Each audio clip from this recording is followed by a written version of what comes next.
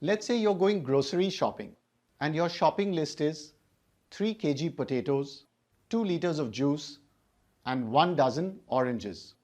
Now, what are these things in your list? The kg, liter, dozen? That's right. They are units. Units that we use in our everyday lives to measure the quantity of things. But now suppose I add to your shopping list 1 mole of salt. So do you know how much you need to buy? Do you know how much is 1 mole? Now don't go to the store and ask for 1 mole of salt because it's not an everyday unit. They're going to get confused. It's the chemistry guy's unit. And that is the one goal in this video, to really understand how much is 1 mole. And then we'll finish off with our top 3 exam-oriented questions on this topic. Do you have an idea how much is 1 kg of salt?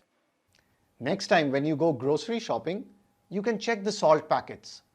Usually it says 1 kg. Do you know how much is 1 gram of salt? Let me show you. This spoon contains about 1 gram of salt. But the question is, how much is 1 mole of salt? 1 mole is defined as the molecular mass in grams. Let's break down this definition. Molecular mass is the mass of one molecule, and the substance here is salt. So to calculate the molecular mass, we need the molecular formula. So what's the molecular formula of salt? That's right, it's NaCl. So if we want to find the molecular mass, I need to use the atomic mass of sodium and chlorine, and they are 23 and 35.5 respectively. But I'm going to approximate chlorine as 35. So the total mass of salt is 58. Now this is the relative molecular mass. We need to take the molecular mass in grams. So 1 mole of salt is 58 grams. Let's go ahead and measure 1 mole of salt. Here I am measuring 1 mole of salt. And as you can see, it's exactly 58 grams. Note that the mass of the container is subtracted out. Let's take the example of a liquid. So how much is 1 mole of water? Water has the molecular formula H2O. Atomic mass of hydrogen is 1 and oxygen is 16. So the total molecular mass is 2 into 1 plus 16. That's 18. So 1 mole of water is going to weigh 18 grams. And here I have it ready for you. So I've got 1 mole of water here, and as you can see, it's exactly 18 grams. Let's take the example of a gas like oxygen. Let's say this jar contains 1 mole of oxygen. So what is going to be the mass of oxygen in this jar? Again, we need to take molecular mass in grams. Oxygen has the formula O2. The atomic mass is 16. So oxygen's molecular mass is going to be 32. So 1 mole of oxygen in this jar is going to weigh 32 grams. So on the table here, we have 1 mole of salt, which is 58 grams, 1 mole of water, that's 18 grams, and 1 mole of oxygen gas, which is 32 grams. So as you can see, 1 mole of different substances have different masses because it depends on their molecular mass. Mole is often written as mol or MOL in short. So 1 mole is the molecular mass in grams, and it's also known as the molar mass. Let's put this definition of mole based on molecular mass on our concept board. Mole can not only be expressed in terms of mass, but also in terms of the number of particles. That is, the number of molecules present in the substance. Obviously, the number of molecules is going to be really, really, really large because each molecule is very, very, very tiny. So we can't hope to count the number of molecules. We need to estimate it. So if you think about it, how are we going to estimate the number of molecules present in these 1 mole samples? We can use the formula number of molecules is the mass of the substance divided by the mass of one molecule. Let's start with salt. So the number of molecules is the mass of 1 mole of salt divided by the mass of one salt molecule. The mass of 1 mole of salt is the molar mass in grams. So it's 58 grams. And the mass of one salt molecule is 58. Now this is the relative molecular mass. That means it's 58 times heavier than one hydrogen atom. And one hydrogen atom has the mass 1.67 into 10 to the power minus 24 grams. If we plug in those numbers and divide, we will get 6.022 into 10 to the power 23 salt molecules.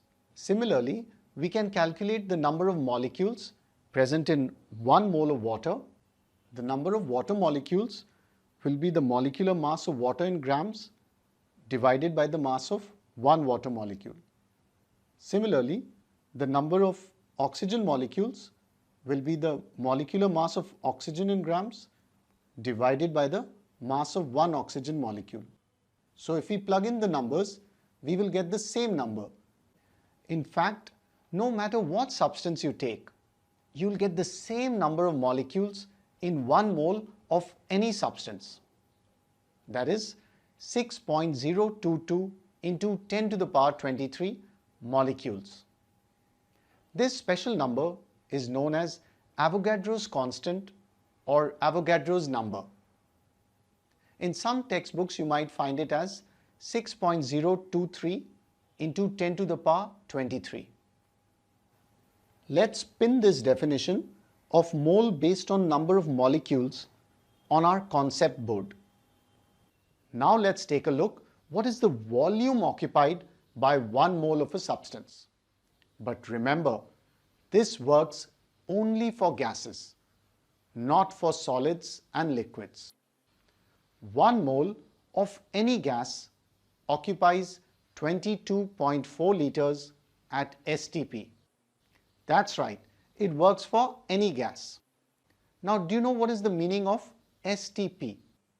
It stands for standard temperature and pressure. So standard temperature means the temperature is 0 degrees centigrade and standard pressure is 1 atmospheric pressure or the normal pressure that we feel on the surface of the earth. So suppose I set my room to STP conditions. Now the pressure is 1 atmosphere and it's 0 degrees centigrade. So it's freezing cold right now and just hold on, I need to go and grab my jacket. That's much better now. So let's continue. Let's take the example of a gas like oxygen. So how much volume will 1 mole of oxygen gas occupy at STP conditions? That's right, 22.4 liters. So to visualize this volume, I'm sure you've seen this 1 liter bottles of water. So you can imagine 22 of these bottles. That is the amount of volume that oxygen is going to occupy at STP, where we are taking 1 mole of oxygen gas. In fact, 1 mole of any gas, whether it's oxygen, hydrogen, nitrogen, carbon dioxide, they all occupy 22.4 liters at STP. This is called molar volume. Let's put this definition of 1 mole based on volume of a gas on our concept board. Let's say I want 1 mole of oxygen. Since it's a gas, I have all 3 options of measuring it. That is the mass, the number of molecules, and the volume occupied by the gas. So if I use mass, then I need 32 grams of oxygen gas. If I'm using the count of the molecules, then I would need 6.022 into 10 to the power 23 oxygen molecules. And if I use volume, then it's going to be 22.4 liters of oxygen gas at STP. Of course, counting of molecules is impossible. So typically we use mass or volume when we are measuring a gas. To help remember this important relation, you can learn this one sentence. 1 mole of any substance is equal to the GMM, that is the gram molecular mass, and that's equal to 6.022 into 10 to the power 23 molecules, and that's equal to 22.4 liters at STP if it's a gas. Now that we have finished the mole concept, are you ready to move on to our top 3 questions on this topic? Here are the top 3 questions. So I hope the mole concept is really clear to you now. As we've learned in this video, it's a very useful unit in chemistry. So now you can be a chemistry geek and go and write your shopping list in moles and confuse everybody.